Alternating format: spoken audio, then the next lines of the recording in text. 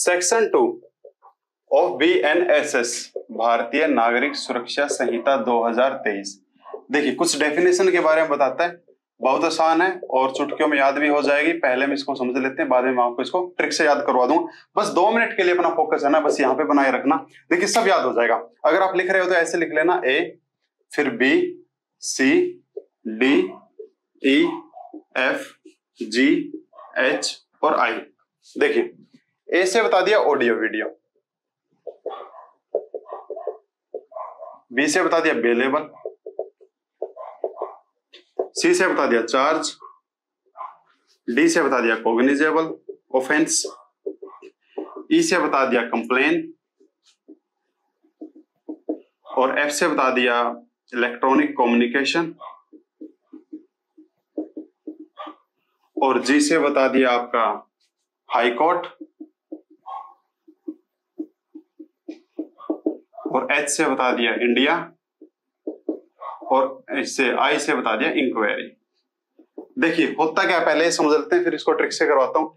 Audio video यानी कि कोई भी चीज जो ऑडियो या वीडियो के फॉर्मेट में है, कोई भी सबूत हो सकता है, कोई भी स्टेटमेंट हो सकती है, उसको हम क्या कहेंगे, ऑडियो वीडियो फॉर्मेट उसको कहेंगे। जैसे हमारे पास रिकॉर्डिंग हो गई, ऑडियो का मतलब जिसको सिर्फ हम सुन सकते हैं, देख नहीं सकते, और वीडियो का मतलब जिसको हम देख भी सकते हैं और सुन भी सकते हैं। और कुछ वीडियो तो ऐसी भी होती है ना, जिसको बिना सुने भी समझ में आ जाती है। बेलेबल यानी कि जमानती अपराध। जमानती अपराध का मतलब वो अपराध होते हैं जिनमें थाने से ही जमानत मिल जाती है, कोर्ट में जाने की जरूरत नहीं होती है। बहुत सारे अपराध जैसे BNS का 113 हो गया, उसके अंदर थाने से जमानत मिल जाएगी। तो जिस अपराध के अंदर थाने से ही जमानत मिल जाती है उसको हम क्या बोलते हैं, बेलेबल ऑफेंस बोलते हैं। चार्ज, इल्जाम, यानी कि अगर हमने किसी के ऊपर कोई एलिगेशन लगाया, कोई चार्ज लगाया, कोई इल्जाम लगाया, उसको हम क्या कहेंगे, उसको हम चार्ज कहेंगे। कॉग्निजेबल ऑफेंस, कॉग्निजेबल का मतलब पुलिस के पास में पावर है कि पुलिस क्या कर सकती है, बिना वारंट भी किसी को गिरफ्तार कर सकती है अगर सामने वाले ने कॉग्निजेबल ऑफेंस किया है या फिर वो पुलिस के सामने कर रहा है तो। कंप्लेन का मतलब हो गया शिकायत, जो हम मजिस्ट्रेट साहब के सामने शिकायत करते हैं, या फिर अगर पुलिस के सामने अगर हम जाके किसी की हमने शिकायत की, उसको हम क्या कहेंगे, कंप्लेन कहेंगे, शिकायत कहेंगे। मजिस्ट्रेट साहब के सामने जाके हम शिकायत कर सकते हैं। ई कम्युनिकेशन का मतलब है इलेक्ट्रॉनिक कम्युनिकेशन का मतलब हो गया जितने भी इलेक्ट्रॉनिक डिवाइस है, अगर उनके माध्यम से अगर हम कम्युनिकेशन कर रहे हैं, एक दूसरे के साथ में संचार कर रहे हैं, जैसे हम फोन पे बात कर रहे हैं, जैसे अभी हम बात कर रहे हैं यूट्यूब के जरिए, जैसे हम फेसबुक के जरिए किसी से बात करते हैं, चैटिंग करते हैं, ये सब क्या है, ये सब इलेक्ट्रॉनिक कम्युनिकेशन है। लेकिन अगर वहीं पे कोई मेरे सामने आ जाए, मेरे सामने अगर मैं किसी से बात कर रहा हूं तो इलेक्ट्रॉनिक कम्युनिकेशन नहीं होगा, हम आमने सामने बात कर रहे हैं। इलेक्ट्रॉनिक कम्युनिकेशन कब होगा, जब किसी डिवाइस के माध्यम से हम एक दूसरे से बात करें तो इलेक्ट्रॉनिक कम्युनिकेशन हो जाएगा।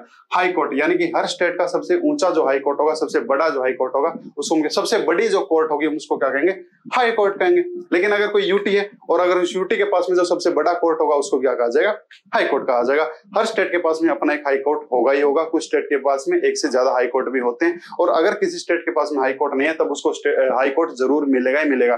इसी के अंदर अगर कोई यूटी है, यूनियन टेरिटरी है, अगर उसके पास में अपना हाई कोर्ट नहीं है तब उसको हाई कोर्ट मिलेगा ही मिलेगा, और उसका जो सबसे बड़ा ऊंचा जो कोर्ट होगा उसको क्या कहेंगे, हाई कोर्ट कहेंगे। जैसे अंडोवार निकोबार होगा, इसका हाई कोर्ट जो कलकत्ता हाई कोर्ट, अब इसको जो हाई कोर्ट मिला कलकत्ता हाई कोर्ट मिला, वहीं पे यूटी एक दिल्ली भी है, दिल्ली का तो अपना हाई कोर्ट है। क्लियर। इंडिया यानी कि अपना भारत, लेकिन जो हमारा जो भारतीय नागरिक सुरक्षा संहिता है इसके तहत में इंडिया का मतलब ये है कि जहां पे ये लागू है, जहां पे ये लागू है इसके लिए सिर्फ वही भारत है, और जहां पे लागू नहीं है इसके लिए वो भारत नहीं है। हाल फिलहाल ये पूरे इंडिया पर लागू है, सिवाय इसके 2-3 चैप्टर जो नागालैंड पे लागू नहीं है, तो वहां पे इंडिया नहीं कहलाएगा उन चैप्टर्स के लिए। बाकी इसके लिए क्या होगा, पूरा इंडिया हमारा क्या होगा, एक भारत होगा, भारत हमारा यानी कि इंडिया होगा। आई फॉर इंक्वायरी यानी कि असली और नकली का पता लगाने के लिए जो जांच की जाती है, जो इंक्वायरी की जाती है, उसको क्या बोलते हैं, इंक्वायरी बोलते हैं। देखो भाई ट्रिक से कैसे याद करना है। ए for audio video, A for audio video, B for bailable, C for charge.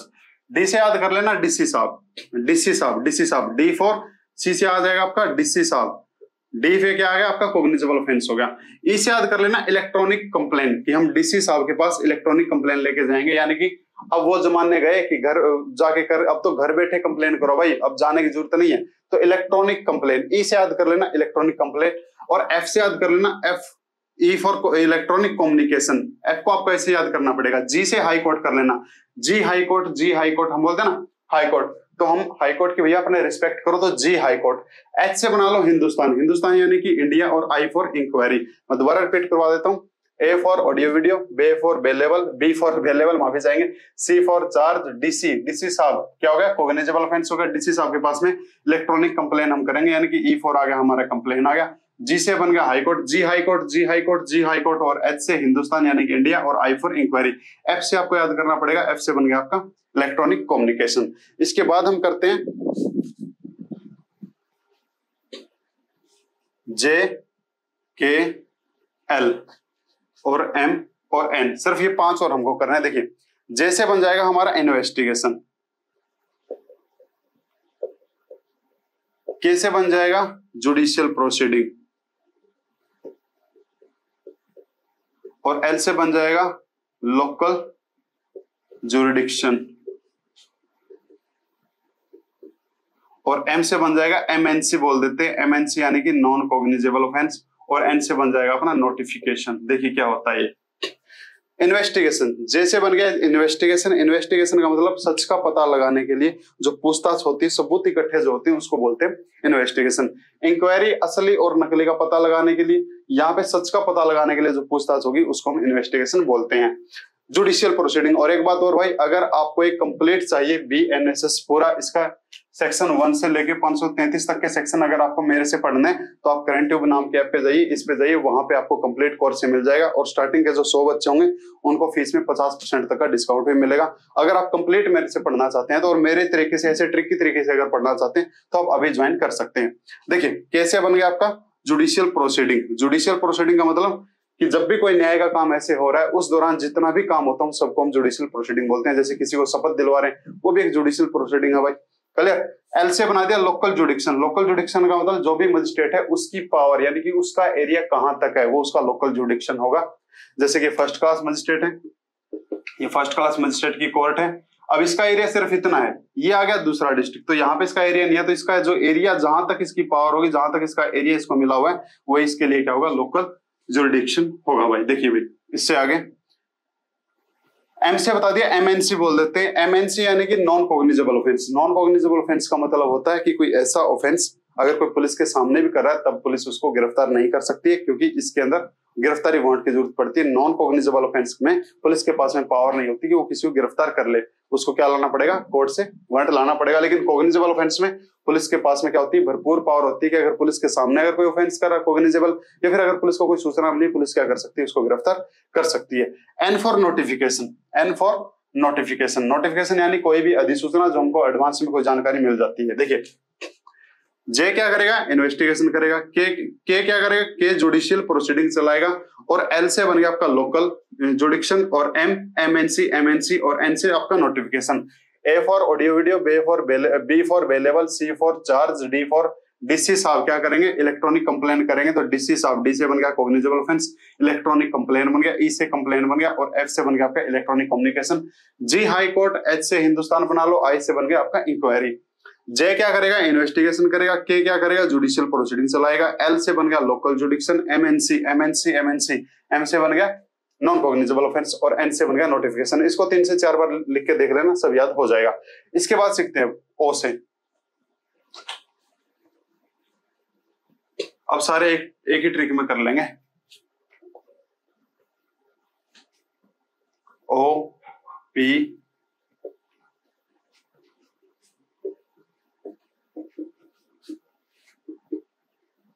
Y तक है, हाँ वाई तक है। देखिए ओ से बन गया आपका ऑफेंस, और पी से बन गया आपका पुलिस स्टेशन इंचार्ज, यानी कि PSI भी लिख सकते हैं, चलो SHO साहब लिख देते हैं, पुलिस स्टेशन इंचार्ज। PSI भी आप लिख सकते हो, SHO भी लिख सकते हो। फिर आ गया आपका प्लेस, और फिर आ गया आपका प्लीडर, और फिर आ गई आपकी पुलिस रिपोर्ट,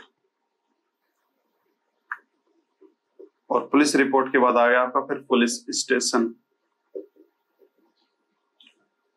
और पुलिस स्टेशन के बाद आ गया आपका फिर पब्लिक सर्वेंट नहीं है, खैर ये भी पब्लिक सर्वेंट ही होता है, पब्लिक प्रोसिक्यूटर, और पब्लिक प्रोसिक्यूटर के बाद आ गया आपका सब डिवीजन, और सब डिवीजन के बाद आ गया आपका सम्मन, और सम्मन के बाद आ गया आपका विक्टिम, और विक्टिम के बाद आ गया फिर वारंट। देखो याद कैसे करना है, और पहले इसको समझ लो, सब बताता हूँ। ओ से बन गया ऑफेंस। ऑफेंस यानी कि अपराध। कोई भी ऐसा काम जिसकी सजा कहीं ना कहीं बताई गई है कानून के अंदर, अगर उस काम करने की सजा कहीं पे बताई गई है तब वो ऑफेंस कहलाएगा, अदरवाइज नहीं कहलाएगा। अगर मैं आज आपको तू कह के बोलता हूँ तो इसकी कोई सजा नहीं है, तो ये ऑफेंस भी नहीं है। लेकिन अगर कल को सरकार कह देगी अगर कोई किसी को तू कह के बोलेगा तो 500 रुपया फाइन है, तब इसकी सजा बन गई, तब वो भी ऑफेंस बन गया। यानी कि आज हाल फिलहाल जो काम करने की अगर सजा कहीं पे बता रखी है, किसी एक्ट के अंदर, बीएनएस के अंदर कहीं भी बता रखी है, तब उसको क्या कहेंगे? ऑफेंस कहेंगे। पी से बन गया पीएसआई, यानी कि पुलिस स्टेशन इंचार्ज, यानी कि थाने का जो इंचार्ज होगा, टीआई बोल देते हैं, थाना इंचार्ज बोल देते हैं, एसएचओ साहब बोल देते हैं, स्टेशन हाउस ऑफिसर बोल देते हैं। अगर इसका जो भी थाने का जो इंचार्ज होगा उसको हम क्या कहेंगे? थाना प्रभारी कहेंगे, थाना इंचार्ज कहेंगे। पुलिस जहां पे भी कांड हुआ है उसको हम क्या बोलते हैं? पुलिस बोलते हैं। अगर लिफ्ट के अंदर किसी का कत्ल हुआ है तो वो लिफ्ट एक पुलिस है। रेलवे स्टेशन पे अगर कोई पटरी पे अगर कोई कट के मरा है तो वो एक पुलिस है। रेलवे स्टेशन पे अगर चोरी हुई है तो वो भी एक पुलिस है। जहां पे भी कांड हुआ है उसको हम क्या बोलते हैं? पुलिस बोलते हैं। प्लीडर, जो भी विक्टिम होगा, लाइक जैसे कोर्ट है, विक्टिम है या फिर अगर कोई भी एक्यूज है, इनकी बात कोर्ट तक पहुंचाने वाला क्या कहलाता है? प्लीडर कहलाता है। जैसे लाइक मैं अगर कोई भी विक्टिम हूं तो मेरी बात, जो मेरा दर्द है, वो कोर्ट तक यानी कि मजिस्ट्रेट साहब तक पहुंचाने वाला जो भी मेरा माध्यम होगा उसको हम क्या बोलते हैं? प्लीडर बोलते हैं। इसी कदर के एक्यूज होगा, एक्यूज की बात भी मजिस्ट्रेट साहब तक पहुंचाने वाला कौन होगा? प्लीडर ही कहलाएगा। ये कोई एडवोकेट भी हो सकता है, एडवोकेट ये क्या जनरल भी हो सकता है, अटॉर्नी जनरल भी हो सकता है, कोई पुलिस वाला भी प्लीडर बन सकता है। तो प्लीडर जरूरी नहीं है कि वकील ही पुलिस वाला ही प्लीडर बन सकता है। सिर्फ इतना समझ लो कि किसी की भी बात कोर्ट तक पहुंचाने वाला, यानी कि एक्यूज की या फिर विक्टिम की बात कोर्ट तक यानी कि मजिस्ट्रेट साहब तक पहुंचाने वाला जो इंसान होगा, बीच में माध्यम होगा, उसको हम प्लीडर कहेंगे जी। इससे अगली बात बता दी, पुलिस रिपोर्ट। एफआईआर, यानी कि जो भी एफआईआर जाएगी, कोई भी अपनी सूचना जाके पुलिस को देगा, पुलिस को सूचना देने के बाद दर्ज होती है एफआईआर। वो जो एफआईआर होती है उसको बोलते हैं फर्स्ट इंफॉर्मेशन रिपोर्ट, और उसी को क्या बोलते हैं? पुलिस रिपोर्ट बोलते हैं। फिर उसके व्याप पे तैयार होती है चार्जशीट, उसको क्या बोल देते हैं? पुलिस रिपोर्ट बोल देते हैं। फिर आ गया पुलिस स्टेशन, एक ऐसी बिल्डिंग जिसको स्टेट गवर्नमेंट ने पुलिस स्टेशन का नाम दे रखा है, या फिर अगर कोई ऐसी चौकी है, जैसे लाइक हमारे सामने कोई हॉस्पिटल है, हमको क्या पता है हॉस्पिटल है, स्टेट गवर्नमेंट ने उसका नाम हॉस्पिटल रख रखा है। भाई स्कूल का कैसे पता चला? तो अगर कोई ऐसा स्टेशन है जिसका नाम पुलिस स्टेशन रख रखा है, पुलिस चौकी रख रखा है, तब उसको क्या कहेंगे? पुलिस स्टेशन कहेंगे। और उसका अपना एक एरिया होता है, चौकी का अपना एक एरिया होता है, पुलिस स्टेशन का अपना एक एरिया होता है। भाई पब्लिक प्रोसिक्यूटर यानी कि सरकारी वकील, जितने भी, अगर आप भी ऐसी तैयारी कर रहे हो, एपी की तैयारी कर रहे हो, तो सरकारी वकील को हम क्या कहेंगे? पब्लिक प्रोसिक्यूटर कहेंगे। सब डिवीजन, भाई देखो एक पूरा डिवीजन होता है, उसमें से कुछ खंड बटे होते हैं। लाइक जैसे पूरा ये डिस्ट्रिक्ट हो गया और इस डिस्ट्रिक्ट के 4 हिस्से बन गए, तो ये जो एक हिस्सा बन गया इसको हम क्या बोलते हैं? सब डिवीजन बोलते हैं। और इसी सब डिवीजन में बैठता है जी एसडीएम साहब, सब डिवीजन मजिस्ट्रेट बोल देते हैं। ठीक है, अब जैसे पूरा जिले का जो मजिस्ट्रेट होगा उसको हम बोलेंगे डिस्ट्रिक्ट मजिस्ट्रेट। इसके अंदर 4 खंड बना दिए, इसके 4 पार्ट बना दिए, तो इसके एक पार्ट को हम बोलते हैं सब डिवीजन, और इस एक सब डिवीजन पे बैठता है एसडीएम यानी कि सब डिविजनल मजिस्ट्रेट। जैसे आपने देखा होगा कि आपका जिला कुछ और है पर आपकी तहसील कुछ और है। अगर आपकी तहसील के अंदर एसडीएम बैठता है ना, तो अब आप समझ लेना ये सब डिवीजन है। और अगर आपकी तहसील में एसडीएम नहीं बैठता तो आप समझना सिर्फ ये तहसील ही है। तहसील अलग चीज होती है भाई, सब डिवीजन अलग चीज होता है, और जिला एक अलग चीज होता है। होते सारे जिले के अंदर ही सिर्फ एक छोटे छोटे पार्ट होते हैं। अब जैसे ये एक एरिया, ये सब डिविजनल एरिया, इसमें 2 तहसील भी हो सकती है माय डियर, ये जरूरी नहीं है, इसमें 2 तहसील भी हो सकती है। लेकिन अगर आपकी तहसील में एसडीएम बैठता है तो आप समझ जाना कि ये सब डिविजनल एरिया है, और अगर नहीं बैठता और सिर्फ ओनली तहसील है तो समझ जाना सिर्फ ओनली तहसील ही है। तो एक सब डिविजनल एरिया में 2 या 2 से ज्यादा तहसील भी हो सकती है, एक तहसील भी हो सकती है, और पूरे डिस्ट्रिक्ट के अंदर जो खंड बटे होते हैं उसको बोलते हैं सब डिविजनल। समन भाई यानी कि कोर्ट का इनविटेशन। जैसे हम शादियों का इनविटेशन भेजते हैं किसी के पास में कि उस दिन शादी, उस टाइम खाना पीना, उस टाइम फेरे होंगे, वैसे ही कोर्ट भी अपना एक इनविटेशन भेजती है किसी के पास में कि आपको इस तारीख को कोर्ट में हाजिर होना है, इस टाइम पे हाजिर होना है, किस कोर्ट के सामने हाजिर होना, क्यों हाजिर होना, सब कुछ उसके अंदर तमाम बातें लिखी होती है समन के अंदर, और फिर उसको कोर्ट के अंदर आना पड़ता है। अब जो शादी का जो इन्विटेशन होता है उसमें तो हमारी मर्जी चलती है, हम जाए या ना जाए, ठीक है, लेकिन यहाँ पे हमारी मर्जी नहीं चलती, यहाँ पे हमको आना ही पड़ेगा। और अगर हम नहीं आए फिर उसके बाद कोर्ट सम्मन की जगह हमारे पास वारंट भेज देगी कि आजा भाई, अब तेरे को राजा जी के दूध पकड़ने के लिए आए, तेरे को पकड़ने के लिए पकड़ के जबरदस्ती लेके जाएंगे, तो सम्मन, ठीक है। और सम्मन मोस्टली जिन मामलों में भेजा जाता है, या तो किसी विटनेस के लिए भेजा जाएगा, या अगर किसी से कोई डॉक्यूमेंट मंगवाना है तब भेजा जाएगा, या फिर अगर किसी के ऊपर कोई इल्जाम है और इल्जाम ऐसे जिसमें 2 साल से कम की सजा, तब सम्मन मामले होते हैं, वो तब उसके अंदर सम्मन भेजे जाते हैं। विक्टिम यानी कि पीड़ित, जिसके साथ में गलत हुआ, जिसका नुकसान हुआ, जिसको दर्द है भाई, उसको हम क्या बोलते हैं? उसको हम विक्टिम बोलते हैं। मेरे यहाँ पे चोरी हुई, मेरा सामान चोरी हुआ तो मैं विक्टिम हूँ। ठीक है, अगर मेरे को किसी ने थप्पड़ मारा तो मैं विक्टिम हूँ, किसी ने कत्ल किया, अब जिसका कत्ल हुआ वो विक्टिम था, अब उसके परिवार वाले जो कंप्लेनेंट बन जाएंगे। एक पीछे से एक सुप्रीम कोर्ट की जजमेंट आई थी, वहां पे भी यही बताया था कि विक्टिम और कंप्लेनेंट एक ही होता है, एक नहीं होता भाई। कंप्लेनेंट अलग होता है, विक्टिम अलग होता है। विक्टिम कंप्लेनेंट बन सकता है, लेकिन कंप्लेनेंट जरूरी नहीं है कि विक्टिम ही हो। देखो, एक 17 साल की लड़की का अगर रेप हो गया तो विक्टिम तो लड़की है, पर उसके माँ बाप ने कंप्लेन की, वो हो गई कंप्लेनेंट। तो कंप्लेनेंट अलग होता है। विक्टिम जिसको दर्द हुआ है, जिसको तकलीफ हुई है, जिसको नुकसान हुआ, उसको क्या कहेंगे? विक्टिम कहेंगे। वारंट, वारंट यानी कि गिरफ्तारी वारंट। सम्मन तो इन्विटेशन होता है, लेकिन वारंट डायरेक्ट जाके राजा जी के दूत जाएंगे और पकड़ के लेके आएंगे, यानी कि कोर्ट डायरेक्ट बोलेगी जाओ उसको गिरफ्तार करके लेके आओ। और जो गिरफ्तारी वारंट जो निकलता है मोस्टली ऐसे मामलों में निकलता है जिनमें सजा 2 साल से ज्यादा की, कोई ऐसा आरोप लगा हो तब, ठीक है। और अगर किसी को भगोड़ा करना हो तो पहले उसको फिर उसके लिए वारंट निकालना ही पड़ेगा, उससे पहले उसको भगोड़ा घोषित नहीं कर सकते। अब देखो ट्रिक से हम इसको याद कर लेते हैं। देखो भाई, ओ से बन गया ऑफेंस, ऐसे लिखना आपको। अब टीवी सब भूल जाओ। देखो ऑफेंस, ऑफेंस होते हम कहां जाएंगे? पुलिस स्टेशन जाएंगे, यानी कि एसएचओ साहब के पास में जाएंगे। फिर वो उस प्लेस पे जाएगा इन्वेस्टिगेशन करने के लिए, वहां प्लीडर आएगा, फिर प्लीडर और एसएचओ मिलकर पुलिस रिपोर्ट बनाएंगे, फिर वो वापस पुलिस स्टेशन आएंगे। देखो ऑफेंस होते ही ओ से बन गया ऑफेंस। ओ से ऑफेंस याद रख लेना, आगे लिख लेना ओ पे क्या हुआ, रजिस्ट्री सारी वहां वाई तक लिख लेना। ओ से बन गया ऑफेंस। ऑफेंस होते कहां जाओगे? एसएचओ के पास में जाएगा, एसएचओ के पास जाते का वो कहां जाएगा? उस प्लेस पे जाएगा, प्लेस पे जाते ही फिर प्लीडर आएगा, प्लीडर फिर क्या बनाएगा? पुलिस, ये एसएचओ और प्लीडर मिलकर पुलिस रिपोर्ट बनाएंगे, और पुलिस रिपोर्ट बनते ही फिर दोबारा पुलिस स्टेशन के अंदर आ जाएंगे। ऑफेंस होता है, ऑफेंस होते ही कहां जाओगे? एसएचओ के पास में जाओगे, फिर उस प्लेस पे जाएगा, फिर प्लीडर आएगा, फिर पुलिस रिपोर्ट बनेगी, फिर दोबारा पुलिस स्टेशन में आ जाओगे। पुलिस स्टेशन में आते ही फिर पब्लिक प्रोसिक्यूटर आता है। पब्लिक प्रोसिक्यूटर यानी कि वो धाराएं बताने के लिए आता है कि कौन सी धारा बनेगी और कौन सी नहीं बनेगी।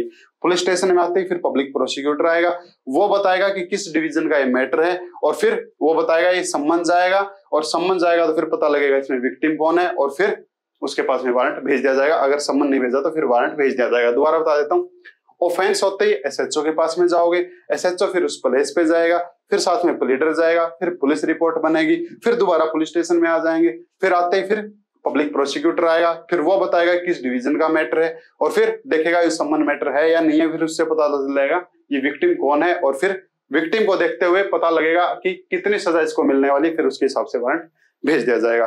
तो ये थे आपके कुछ डेफिनेशन। इसके सब क्लोज 2 के अंदर बता दिया, ये तो सब क्लोज 1 था इस सेक्शन का। 2 के अंदर बता दिया कि भाई अगर जो डेफिनेशन बीएनएस के अंदर या आईटी एक्ट के अंदर बताई गई है ना, उसका वहां पे जो अर्थ है उसका यहाँ पे भी वही मीनिंग माना जाएगा, यानी कि बीएनएसएस के अंदर भी उसका वही मतलब माना जाएगा। अगर भैया आपका कोई भी डाउट आया, कोई भी चीज अगर आपको नहीं समझ में आई तो आप मेरे से पूछ सकते हैं। और अगर आप पूरी क्लासेस अगर आप मेरे से पढ़ना चाहते हैं, पूरा बीएनएसएस मेरे से पढ़ना चाहते हैं, 533 तक की धारा है टोटली, तो आप अभी इस कोर्स को ज्वाइन कर सकते हैं, और इसका लिंक आपको डिस्क्रिप्शन में मिल जाएगा। कोई और इंक्वायरी हो तो आप मेरे फोन नंबर पे आप मेरे से कॉल करके पूछ सकते हैं, फोन नंबर आपको मिल जाएगा, प्रोवाइड हो जाएगा आपको, ठीक है। तो मैं दोबारा बता देता हूँ, ए से ऑडियो वीडियो, बी से बन गया आपका बेलेबल, सी से बन गया चार्ज, डी से बन गया कॉग्निजेबल ऑफेंस, ई से बन गया आपका कंप्लेन, और एफ से बनता अपना कम्युनिकेशन वाला। जी यानी कि जी हाई कोर्ट, एच से हिंदुस्तान, और आई से इंक्वायरी। फिर अपना आ गया वो जे के एल एन, वहां पे क्या होगा? जे क्या करेगा? इन्वेस्टिगेशन करेगा, के क्या करता है? अपना जुडिशियल प्रोसीडिंग चलाता है, और एल लोकल अपना जुडिक्शन हो गया, और एम से एमएनसी, एमएनसी यानी कि नॉन कॉग्निजेबल ऑफेंस, और एन से बन गया नोटिफिकेशन। ओ से सिर्फ आपको ऑफेंस लिखना है। ऑफेंस होते कहां जाओगे? एसएचओ के पास में जाओगे, एसएचओ फिर उस प्लेस पे जाएगा, वहां पे अपने साथ प्लीडर चला जाएगा, प्लीडर और एसएचओ मिलकर क्या बनाएंगे? अपना पुलिस एक रिपोर्ट बनाएंगे। उसके बाद में फिर दोबारा पुलिस स्टेशन में आएंगे, और पुलिस स्टेशन में आते फिर पब्लिक प्रोसिक्यूटर आएगा, और वो बताएगा किस डिवीजन का मैटर है, और डिवीजन का मैटर होते फिर पता लगेगा सम्मन मैटर है, और उससे पता लग जाएगा सम्मन मैटर से कि ये विक्टिम कौन है, और विक्टिम को देखते हुए डिसाइड होगा कि वारंट मैटर होगा या फिर सम्मन के बाद यानी कि विक्टिम, विक्टिम के बाद फिर आ गया आपका वारंट मैटर। क्लियर? तो ऐसे आपको इसको कर लेना। मैं फिर कह रहा हूं, अगर आपको पूरी ये नई सीआरपीसी यानी कि बीएनएस मेरे से सीखनी है तो आप मेरे को ज्वाइन कर सकते हो। थैंक यू भाई।